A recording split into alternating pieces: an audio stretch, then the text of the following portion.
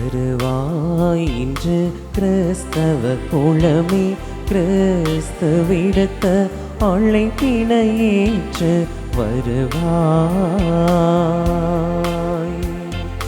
வருவாய் இன்று கிறிஸ்தவ குலமே, கிறிஸ்து விடுத்த அழைப்பினை ஏற்று வருவாய். வேதத்தின் நிறைவாம் வார்த்தை அளிக்கும் விருந்தினை உண்ண விரைவாய் குழமி.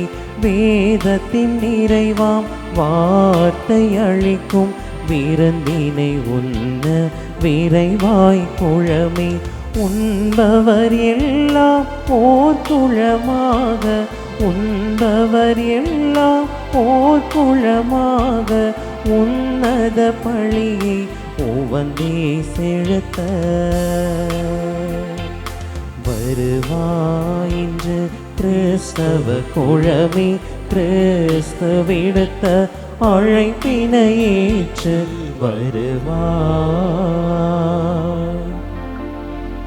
தந்தை மகன் தூய ஆவியானவரின் பெயராலே ஆமென். நம் தந்தையாகி கடவுளிடமிருந்தும் ஆண்டவராகிய இயேசு கிறிஸ்துவிடமிருந்தும் அருளும் அமைதியும் உங்களோடு என்றும் இருப்பதாக. உம் ஆன்மாவோடும் இருப்பதாக. இயேசுவில் பிரியமானவர்களையும் இறைவனுடைய ஆசீர்வாதம் இந்த நாளில் நம்மை முழுமையாய் நிரப்பி வழிநடத்த இத்திருப்பலியில் நாம் நம்மையே அவருடைய பாதம் ஒப்பு கொடுத்து மன்றாடவும். இந்த தூய மறைபொருளை தகுதியோடு ஒப்பு கொடுக்க தடையாக இருக்கும் நம்முடைய பலவீனங்கள் பாவங்களை எண்ணி பார்த்து மனம் வருந்தி வானக தந்தையிடத்தில் மன்னிப்பை நாடுவோம். எல்லாம் உங்கள் இறைவனிடமும் சகோதர சகோதரிகளை உங்களிடமும் நான் பாவி என்னை ஏற்றுக்கொள்கின்றேன். ஏனெனில் என் சிந்தனையாலும் சொல்லாலும் செயலாலும் கடமையில் தவறியதாலும் பாவங்கள் பல செய்தேன். என் பாவமே, என் பாவமே, என் பெரும் பாவமே.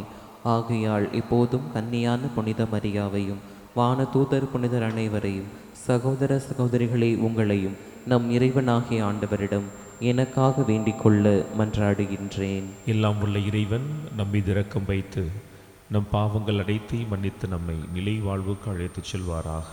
ஆமீன்.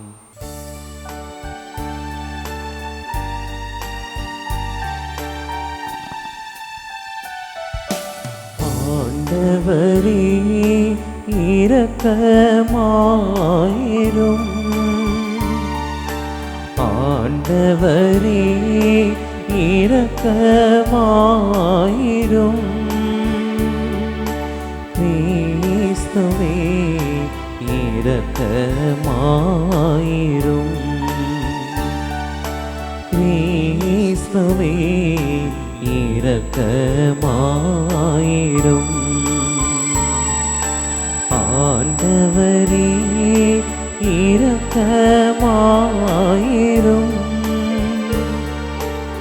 ஆண்டவரே இரக்கமாயிரும்.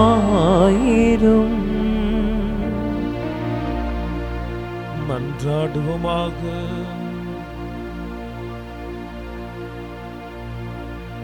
ஆண்டவரே, மாண்புக்குரிய உம்மை தாழ்மையுடன் வேண்டுகின்றோம்.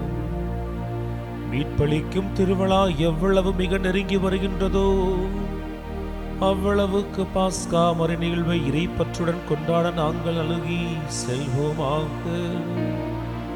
எங்கள் ஆண்டவராகிய இயேசு கிறிஸ்து வழியாக உம்மை மன்றாடுகின்றோம்.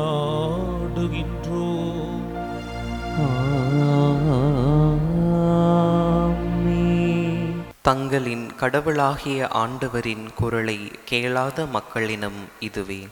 இறைவாக்கினர் எரேமியா நூலிலிருந்து முதல் வாசகம். அதிகாரம் 7 இறைவார்த்தைகள் 23 தொடங்கி 28 முடிய. ஆண்டவர் கூறியது: நான் இஸ்ரேலுக்கு கொடுத்த கட்டளை இதுவே.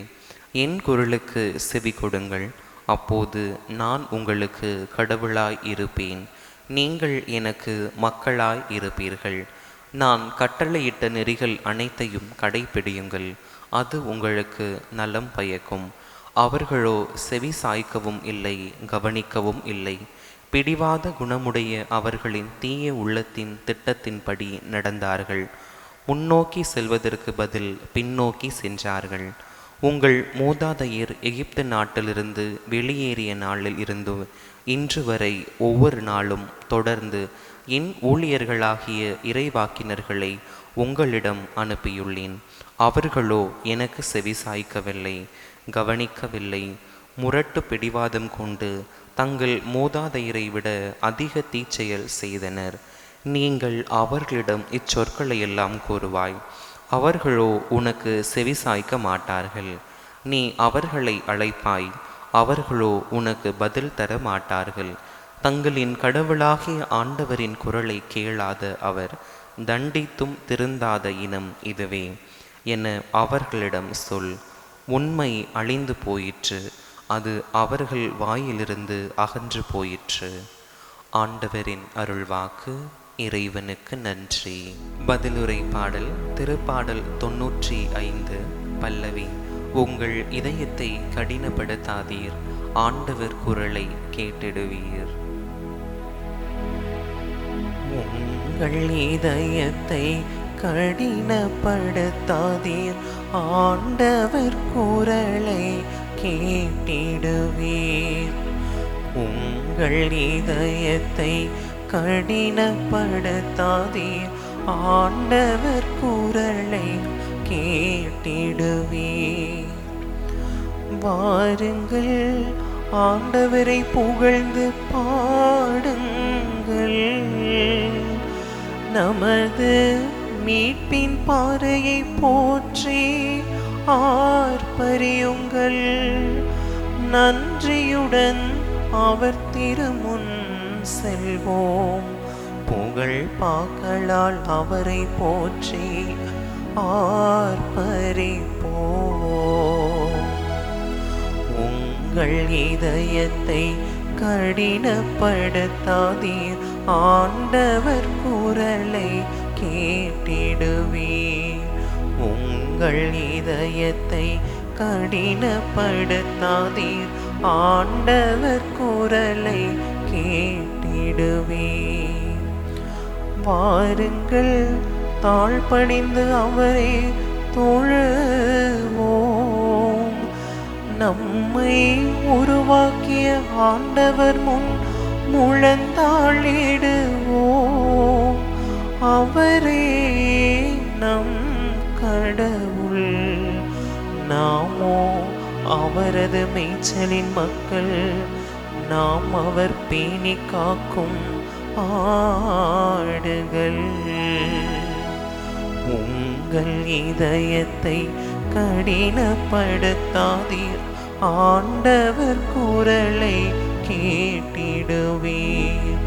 உங்கள் இதயத்தை கடினப்படுத்தாதீர், ஆண்டவர் குரலை கேட்டிடுவீர்.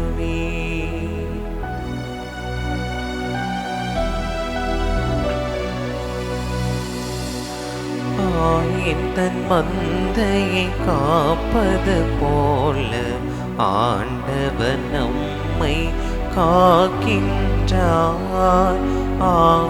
தன் மந்தையை காப்பது போல ஆண்டவர் நம்மை காக்கின்றார்.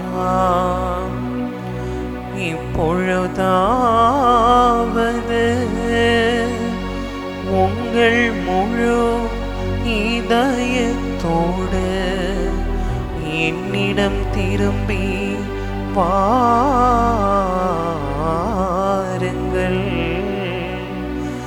ஏனெனில் நான் அருள் நிறைந்தவர், இரக்கம் மிக்கவர் என்கிறார்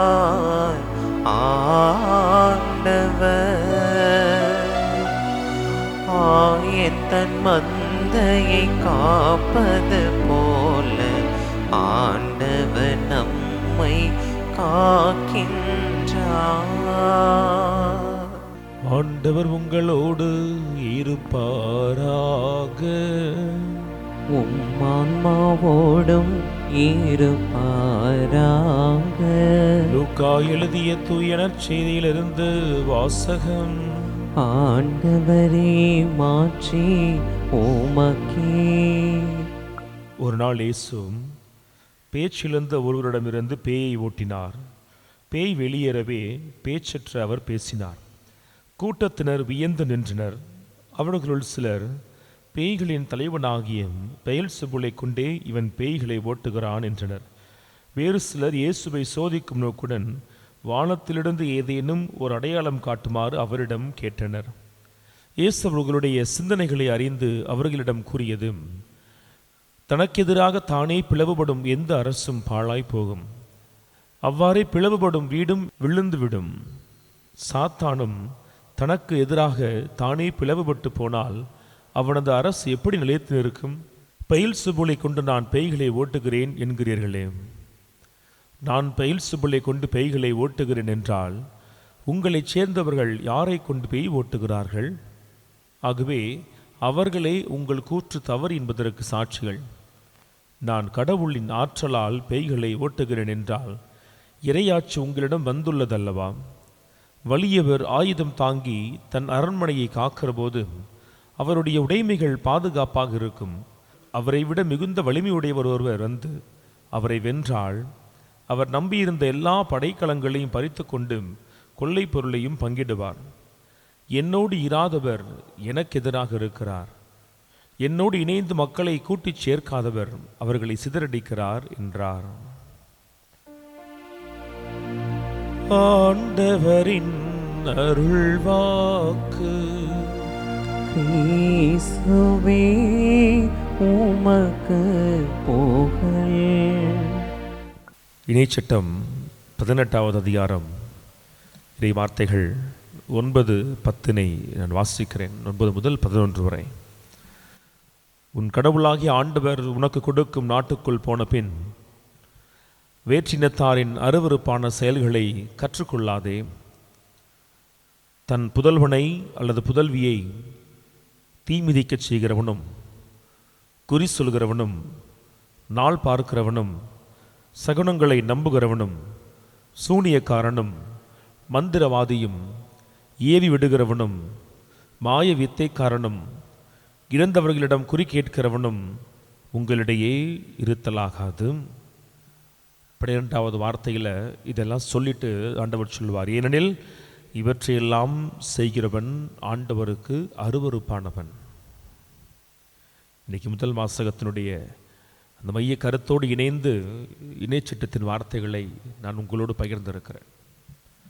ஒரு சலித்து போன ஒரு தந்தை, ஒரு சோர்வடைந்த தந்தையின் மனநிலையில் இன்று இயேசு முதல் வாசகத்திலே அவர் நம்மோடு பேசுகிறார். நான் இந்த மக்களுக்கு எவ்வளவு செய்திருக்கிறேன், இந்த மக்களுக்கு நான் எவ்வளவு சொல்லி இருக்கிறேன், ஆனாலும் மனம் போன போக்கில் வாழ்கிற ஒரு கூட்டமாய் இவர்கள் இருக்கிறார்களே. நம்முடைய அன்றாட வாழ்க்கையில் இப்படி புலம்புகிற பல தாய்மார்களை நான் பார்த்திருக்கிறோம். நான் தனிப்பட்ட விதத்தை என்னுடைய பங்கிலே பார்த்திருக்கிறேன். பிள்ளைகளுக்காய் ஓடி உழைக்கிற தாய்மார்கள், ஆனால் பிள்ளைகளுடைய உழைப்பை உறிஞ்சி செல்வத்தில் வாழ்கிற பிள்ளைகள், அந்த செல்வத்தை அவர் தாயும் தகப்பனும் பெறுவதற்கு எப்படியெல்லாம் உழைக்கிறார் என்கின்ற வழிகளை அறியாத அந்த பிள்ளைகள் மனம் போன போக்கில் வாழ்கிற பொழுது எங்கேயாவது குடிச்சிட்டு விழுந்து கிடப்பாங்க, குடிச்சிட்டு சண்டை போட்டு வருவாங்க, ஒரு விபத்து ஆகும். அந்த எல்லா நேரத்திலும் அந்த தந்தையை தாயை நீங்கள் பாருங்கள். ஆஸ்பத்திரியில் போய் பில்லை கட்டிட்டு வரும் பொழுது, பிள்ளையை வீட்டில் படுக்க வச்சுட்டு வேலைக்கு சோறு போட்டு பார்த்துக்கிற பொழுது மனதிற்குள் சொல்ல முடியாத ரணங்கள் இருக்கும். இந்த பிள்ளை எப்போ மாறுவான், இவன் எப்போ திருந்துவான், நான் இருக்க வரைக்கும் இது போன்ற நேரங்களில் நான் அவனை பார்த்து கொள்வேன், எனக்கு கைகால பலன் குறைஞ்சாலும் கூட அவனை பார்த்துக்க வேண்டும் என்கின்ற எண்ணம் எனக்கு ஒரு புதிய பலனை கொடுக்கும்னு சொல்லி நான் என் கண் மூடுகிறவரை இவன் எவ்வளவு ஊதாரியாக இருந்தாலும் நான் அவனை பார்த்து கொள்ளுவேன். ஆனால் எனக்கு அப்புறம் யார் இவனை பார்த்துப்பான்னு சொல்லி பிள்ளைகள் இருக்கிற நிலையை கண்டு எப்படி தாய் தகப்பன் மனமுடைந்து போவார்களோ, இன்னைக்கு கடவுள் அப்படிதான் அவர் சொல்லுகிறாரு, இவர்கள் முன்னோக்கி செல்வதற்கு பதிலாய் பின்னோக்கி செல்கிறார்களே. இந்த முன்னோக்கி பின்னோக்கி என்பதை நான் மிக எளிதாய் புரிந்து கொள்ளலாம். நான் உனக்கு உரிமையான ஒரு வாழ்க்கையை கொடுத்தேன், உனக்கு சொந்தமான ஒரு நிலத்தை கொடுத்தேன், உன் கரம் உழைக்கிற பொழுது அது உனக்கு அறுவடை கொடுக்கிறபடி செய்தேன், உனக்கு எந்த ஒரு ராஜ்யமே இல்லாத பொழுது உன்னை எவனும் திண்டாதபடி பார்த்து கொண்டேன், நீ அதைவிட மேன்மையான ஒரு வாழ்க்கையை அடைய வேண்டும் என கடவுள் எதிர்பார்க்கிறார். பெற்றவங்களுடைய நினைப்பு அப்படிதான். இந்த வேலை போதும், இந்த சம்பளம் போதும், இந்த வீடு போதும்னு யாரும் சொல்ல மாட்டாங்க. இன்னும் அடுத்த கட்டத்திற்கு தன் பிள்ளை போகணும்னு ஆசைப்படுவாங்கள்ல, கடவுள் அப்படி எதிர்பார்க்கிறார். ஆனால் அவர் சொல்லுகிறார், நீங்கள் முன்னோக்கி போகவில்லை, நீங்கள் மீண்டும் பின்னோக்கி போகிறீர்கள். பின்னோக்கி என்னது? நீ ஏற்கனவே அடிமையாக இருந்தாய், நீ மீண்டும் அடிமையாய் இருப்பதிலே சந்தோஷப்படுகிறாய். அந்த அடிமை ஒரு மனிதனுக்கு மட்டுமல்ல, இன்னும் தாழ்ந்து போய் நீ பாவத்துக்கு அடிமையாக போகிறது, பாவத்தினுடைய சம்பளமான மரணத்திற்கும் நீ அடிமையாகிறாய். இந்த 2 விதமான ஜேர்னி இருக்கு. கடவுளுடைய குரலை பாருங்களேன், எவ்வளவு சொல்லியும் கேட்காத ஒரு மக்கள் இன்னும். இன்னைக்கு நம்முடைய சமகாலத்திலே கடவுளுடைய வார்த்தை உங்கள் காதுகளில் விழுந்து கொண்டே இருக்கு. முன் எப்பொழுதும் இல்லாத அளவுக்கு இந்த காலகட்டத்தில் தான் இறை வார்த்தை 24 மணி நேரமும் அது எடுத்துரைக்கப்படுகிறது. ஆனால் முன் எப்போதும் இல்லாத அளவுக்கு இந்த காலகட்டத்தில் தான் இறை வார்த்தையை இன்னும் அதிகமாய் புறக்கணிக்கிறோம். கடந்த சில நாட்களுக்கு முன்னால் நம்முடைய திருச்சி தந்தை ஆல்பர்ட் அவர்கள் சொன்ன ஒரு மறையுரையை நான் பார்த்து கொண்டிருந்தேன். அது ஏற்கனவே கண்டிப்பாக நிறைய சாமிமாருங்க பூசையில் சொல்லியிருப்பாங்க, நானும் சொல்லியிருக்கிறேன். இப்போ ஃபாதர் சொன்னார், இந்த பிள்ளைங்களை யாரையாவது நான் கைகாலில் கைத்தோடு பார்க்குறப்ப எனக்கு ரொம்ப கஷ்டமாக இருக்குது. அந்த அம்மாவும் அப்பாவும் அவங்க சாபத்தின் பெற்றோர்னு சொன்னார். ஒரு ஊழியக்காரராய் கடவுளுடைய வார்த்தையை உலகமெல்லாம் போய் சொல்லிட்டு இருக்கும் பொழுது அவர் இருக்கிற பங்கிலோ அல்லது அவர் வேலை செய்கிற இடத்துல ஒரு பிள்ளையை பார்க்குறாங்க, அந்த பிள்ளையுடைய வாழ்க்கை ஆண்டவருடைய திருவுள்ளத்திற்கு எதிராக இருக்குன்னு சொல்லுகிற பொழுது உண்மையிலேயே அந்த ஒரு வழி இயல்பாகவே எழும். ஏன்னா இது செய்வது தவறு என்பதை சொல்வதற்காகத்தான் கடவுள் உங்கள் மத்தியில் வேலை செய்ய தாய் தந்தை குடும்பத்தெல்லாம் விட்டுட்டு ஊழியர்களை, அது அருள் தந்தையோ அருள் சகோதரியோ அருள் சகோதரர்களோ அல்லது பொதுநிலை ஊழியர்களோ அழைச்சிருக்கிறார். அவர்கள் வார்த்தையை பேசுவதற்கு அல்ல. ஆனால் இன்னைக்கு தன்னுடைய சொந்த வார்த்தை, சொந்த திருவுளத்தை சொல்லுகிற மனிதர்களுடைய வார்த்தைக்கு இருக்கிற முக்கியத்துவம் கடவுளுடைய வார்த்தைக்கு இருக்குதான்னு கேட்டா இல்லை. ஏன் இல்லை? அது ரொம்ப முக்கியம். நாம் எல்லோருமே பயப்படாத மனிதர்களா? இல்லை, பயப்படுகிறோம். அரசாங்கம் நாளைக்கு ஒரு சட்டம் போடுதுன்னு சொன்னால் சட்டத்தை கடைபிடிப்போம். அரசாங்கம் நாளைக்கு இந்த தப்பை செஞ்சால் உங்களுக்கு சிறை தண்டனைன்னு சொன்னால் தப்பை செய்யாமல் இருப்போம். ஒரு நாள் வீட்டு வாசப்படிக்கு போலீஸ்காரங்க வந்து நின்று நம்மளை விசாரித்து இந்த மாதிரி சண்டை போட்டுக்கிட்டு இருக்க, அடுத்த தடவை சண்டை போட்ட அப்படின்னா உண்மையில வழக்கு போடுவோன்னு சொன்னால் நம்ம சண்டை போட மாட்டோம். குறைஞ்சபட்சம் நம்ம மனசுக்குள்ளேயே புழுங்கிட்டு வெளியே அமைதியாக இருப்போம். ஒரு படிக்க போகிற பிள்ளைக்கு ஆசிரியர் சொல்லுகின்ற வார்த்தை, கடைசி வார்த்தை, நாளைக்கு நீ ஹோம்ஒர்க் செய்யலை அப்படின்னா உனக்கு பனிஷ்மெண்ட். ஒரு ஸ்கூலுக்கு காலேஜுக்கு போகிற பிள்ளைக்கு நீ டைமுக்கு வரலன்னு சொன்னால் நீ வெளியே நில்லு, ஃபைன் கட்டு. மனிதர்கள் வார்த்தைக்கு இங்கே மதிப்பு இருக்குது. மனிதர்கள் போடுகிற கட்டளைகளுக்கு சட்டங்களுக்கு இங்கே மதிப்பு இருக்குது. கடவுளுடைய வார்த்தைக்கும் சட்டத்திற்கும் ஏன் மதிப்பு இல்லை தெரியுமா? ஏன்னா கடவுள் கொடுக்கிற ஆசிரும் கடவுள் கொடுக்கிற தண்டனையும் என்னைக்கு வரும் என்பது நமக்கு தெரியவில்லை, அவ்வளவுதான். ஒருவேளை இன்னும் ஒரு மாதத்தில் உலகம் முடிஞ்சிடும். ஏப்ரல் மாதம் 30ஆம் தேதி உங்கள் எல்லாருக்கும் இறுதி தீர்ப்புன்னு சொன்னால் இருக்க போகிற அந்த 50 நாள் வாழ்க்கையை புனிதமாய் நாம் கடைபிடிப்போம், புனிதர்களாய் வாழ்வோம், பேச்சில் சொல்ல செயலில். ஏன்னா ஐயோ கடவுள் வந்து பார்க்குறப்ப என்னுடைய புண்ணிய கணக்கு நிறையா இருக்குன்னு சொல்லி உத்தமர்களாய் வாழ்வோம். ஆனால் நமக்கு எத்தனை நாள் வாழ்வோன்னு தெரியாது, எப்போ இறப்போன்னு தெரியாது, எப்படி இறப்போன்னு தெரியாது. நான் இறந்ததுக்கப்புறம் அந்த உலகம் எத்தனை நாள் இருக்குன்னு தெரியாது.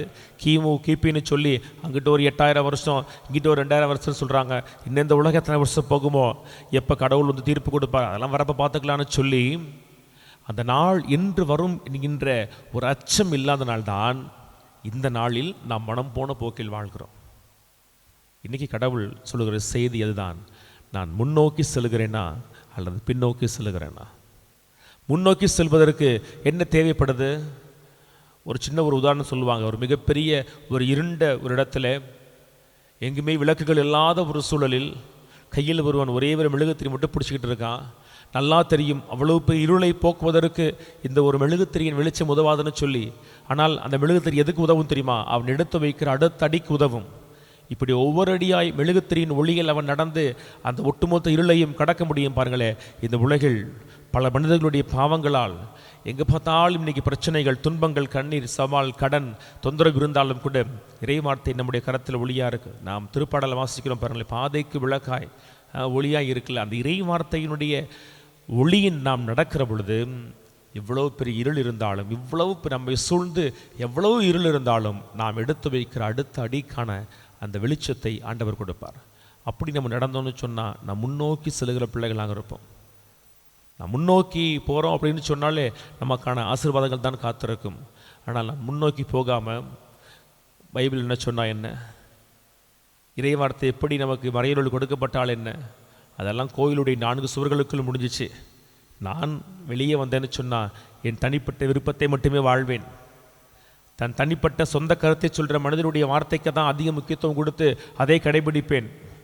அப்படி வாழ்ந்தோன்னு சொன்னால் நற்செய்தியில் கடைசியாக இன்னைக்கு இயேசு எச்சரிக்கிறார் பாருங்களேன், என்னோடு இராதவர் எனக்கு எதிராக இருக்கிறார். ஆண்டவர் என் பக்கம் இருக்க என்னை யார் எதிர்த்து நிற்க முடியும்? அவர் ஏன் கூட இருக்கிற பொழுது, நம்ம கூட இருக்கிற பொழுது எவ்வளோ பிரச்சனை வந்தாலும் கடைசியில் வெற்றி நமக்கே. ஆனால் அவர் சொல்லுகிறார், நீ என்னோடு இல்லாத பொழுது எனக்கு எதிராக இருக்கிறார். அவருக்கு எதிராக நாம் நின்று எந்த போரில் ஜெயிக்க முடியும்?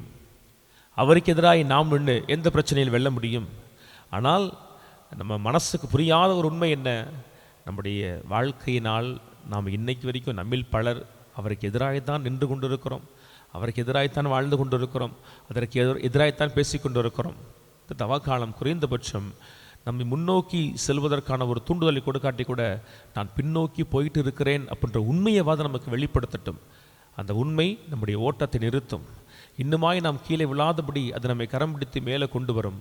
அப்படி நாம் வர முயல்கிற பொழுது உண்மையிலேயே இப்படி ஒரு ஆபத்தில் தொங்குறவனுக்கு ஒரு மரக்கட்டை உதவியாக இருக்குதோ, தண்ணியில் மூழ்கிறவனுக்கு ஒரு சின்ன ஒரு கை உதவியாக இருக்கோ, அதுபோல் நாம் மேலெழுந்து வர புது வாழ்வை கண்டடைய இறை வார்த்தை நமக்காய் காத்திருக்கிறது. இந்த வார்த்தையின் வழியில் நடப்போம். இதைவிட மேலான ஒரு செல்வத்தை கொடுக்கக்கூடிய ஒரு வழி வேறு எதுவுமே இல்லை.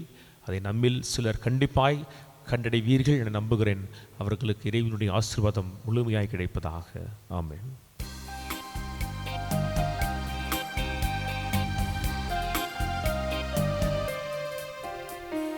ரசத்தீனில் கலக்கும் நீரின் துளி போல் இயேசுவின் இணையும் நாமும் இயேசுவே.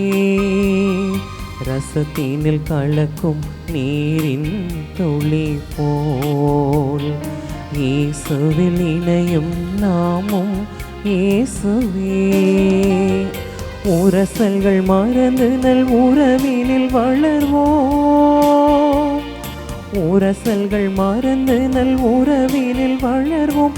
இறைவா எம்மை முழுவதும் தந்தோம். உழைப்பை கொடுத்தோமே, உழைப்பின் கனிகளை படைத்தோமே. உழைப்பை கொடுத்தோமே, உழைப்பின் கனிகளை படைத்தோமே. அன்பு உறவுகளே, உங்களுடையதும் என்னுடையதுமான இப்பலி எல்லாம் உள்ள வானகத்தந்தைக்கு ஏற்றதாகும்படி மன்றாடுங்கள். ஆண்டவர் தமது பெயரின் புகழ்ச்சிக்காகவும் மாட்சிக்காகவும் நமது நன்மைக்காகவும் புனித திரு அவை அனைத்தின் நலனுக்காகவும் உமது கையிலிருந்து இப்பலியை ஏற்றுக்கொள்வாராக. ஆண்டவரே, மக்களின் காணிக்கைகள் உமக்கு உகந்தனவாய் இருக்குமாறு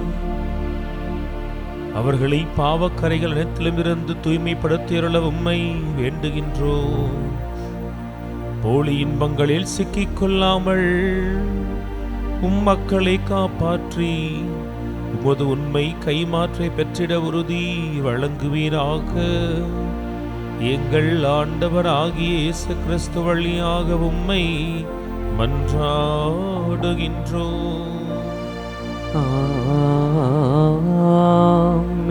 ஆண்டவர் உங்களோடு இருப்பாராக. உம் ஆன்மாவோடும் இருப்பாராக. இதயங்களை மேலே எழுப்புங்கள், ஆண்டவரிடம் எழுப்பியுள்ளோம். நம் இறைவனாகிய ஆண்டவருக்கு நன்றி பாடுவோம். அது தகுதியும் நீதியும் ஆனதே. ஆண்டவரே, தூயவரே, என்றென்றும் வாழ்பவரே, எங்கள் மீட்பராம் இயேசு கிறிஸ்து வழியாக எந்நாளும் எவ்விடத்திலும் நாங்கள் உமக்கு நன்றி பலி செலுத்துவது மெய்யாகவே தகுதியும் நீதியுமாகும். எங்கள் கடமையும் மீட்புக்குரிய செயலுமாகும். எங்கள் தவ முயற்சிகளால் நாங்கள் உமக்கு நன்றி செலுத்தவும், எங்கள் ஆணவத்தை தளர்த்தவும், ஏழைகளுக்கு உணவளிக்கவும், இவ்வாறு உமது கனிவிரக்கத்தை பின்பற்றவும் நீர் திருவுளமானீர். ஆகவே எண்ணற்ற வானத்துதரோடு சேர்ந்து நாங்களும் உம்மை ஒரே குடும்பமாய் போற்றி புகழ்வதாவது: தூயவர் தூயவர் தூயவர், வான்படைகளின் கடவுளாம் ஆண்டவர். விண்ணகமும் மன்னகமும் உமது மாட்சியால் நிறைந்துள்ளன. உன்னதங்களிலே ஓசன்னா. ஆண்டவர் பெயரால் வருகிறவர் ஆசி பெற்றவர். உன்னதங்களிலே ஓசன்னா. ஆண்டவரே, நீர் மெய்யாகவே தூயவர், தூய்மை அனைத்திற்கும் ஊற்றும். ஆகவே உம்முடைய ஆவியை பொழிந்தி காணிக்கைகளை தூய்மைப்படுத்த வேண்டுகிறோம். இவ்வாறு எங்கள் ஆண்டவர் இயேசு கிறிஸ்துவின் உடலும் இரத்தமுமாக எங்களுக்கு இவை மாறுபடவாகும். அவர் பாடுபட உளம் கணிந்து தம்மை கையளித்த போதும் அப்பத்தை எடுத்து நன்றி செலுத்தி அதை பிட்டு தம் சீடர்களுக்கு வழங்கியவர் கூறியதாவது: அனைவரும் இதிலிருந்து பெற்று உண்ணுங்கள், ஏனெனில் இது உங்களுக்காக கையளிக்கப்படும் என் உடல்.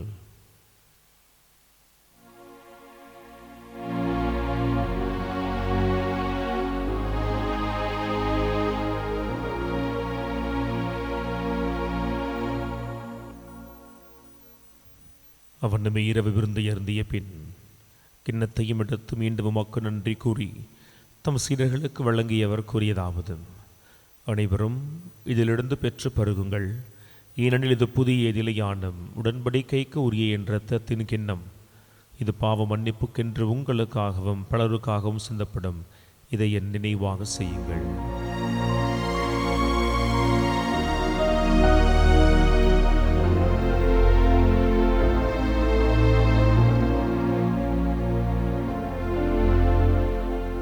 நம்பிக்கையின் மறைபொருள்.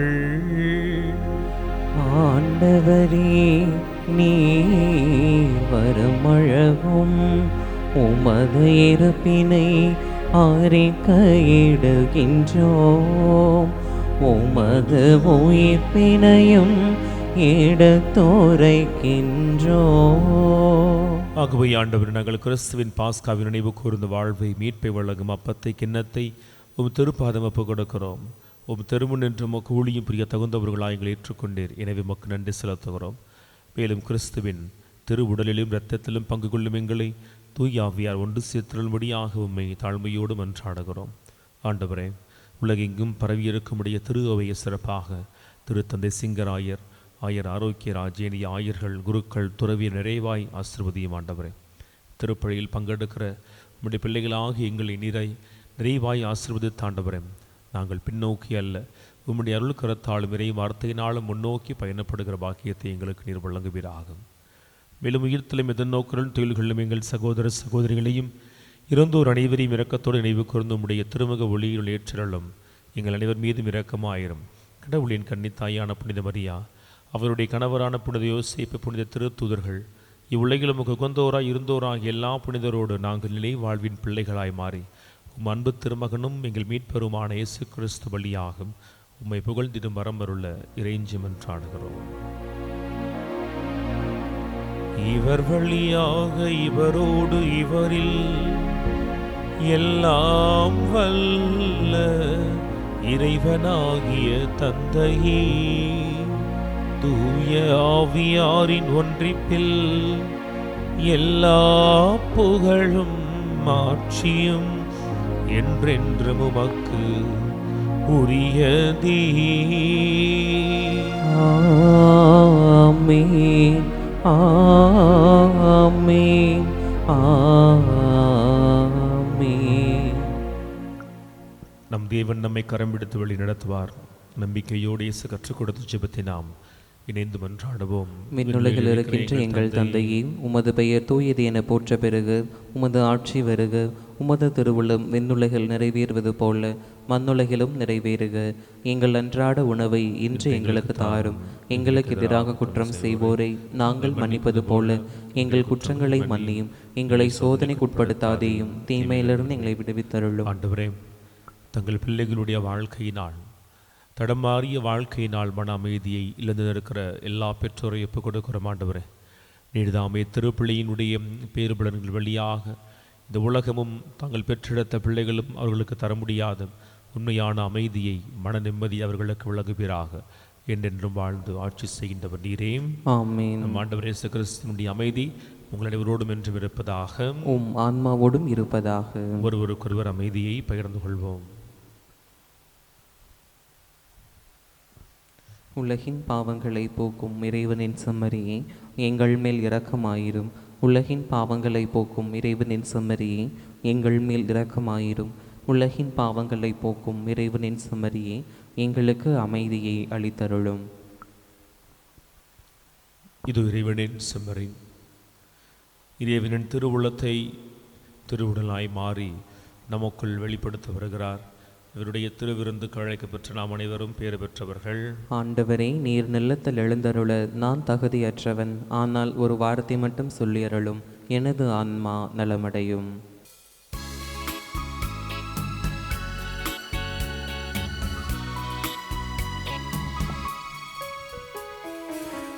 இயேசு தந்த இந்த அன்பான விருந்து, என் வாழ்வின் அருமருந்து.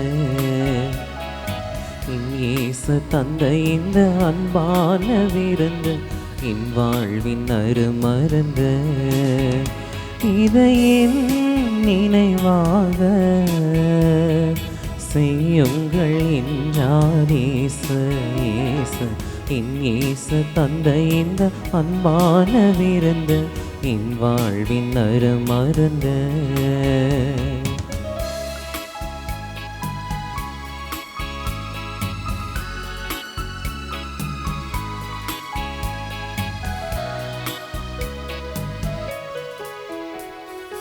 உயிரினை அளித்திடும் திருவுடலாம், உறவினை வளர்த்திடும் இறை உடலாம். பிணிகளை நீக்கிடும் கனிகளை கொடுத்திடும் மாபரன் இயேசுவின் உயிருடலாம். உயிரினை அளித்திடும் திருவுடலாம், உறவினை வளர்த்திடும் இறை உடலாம். பிணிகளை நீக்கிடும் கனிகளை கொடுத்திடும் மாபரன் இயேசுவின் உயிருடலாம். அனைவரும் இதை வாங்கி உண்ணுங்கள் என்று அன்புடன் அழைக்கிறார் இயேசு. இயேசு என் இயேசு தந்த இந்த அன்பான விருந்து, என் வாழ்வின் அருமருந்து. என் இயேசு தந்த இந்த அன்பான விருந்து, என் வாழ்வின் அருமருந்து.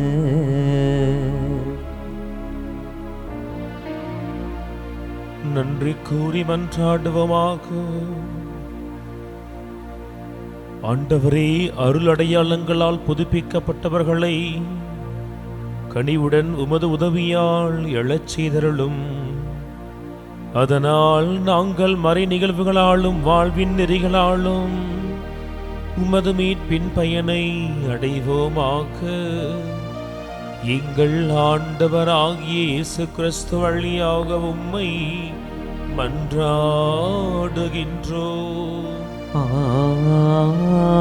ஆமென். ஆண்டவர் உங்களோடு இருப்பாராக. உம் ஆன்மாவோடும் இருப்பாராக. எல்லாம் வல்ல இறைவன் தந்தை, மகன், தூய ஆவியார் உங்கள் அனைவரையும் நிறைவாக ஆசீர்வதிப்பாராக.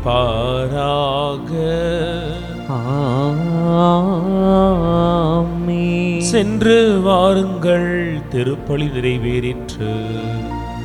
இறைவனுக்கு நன்றி.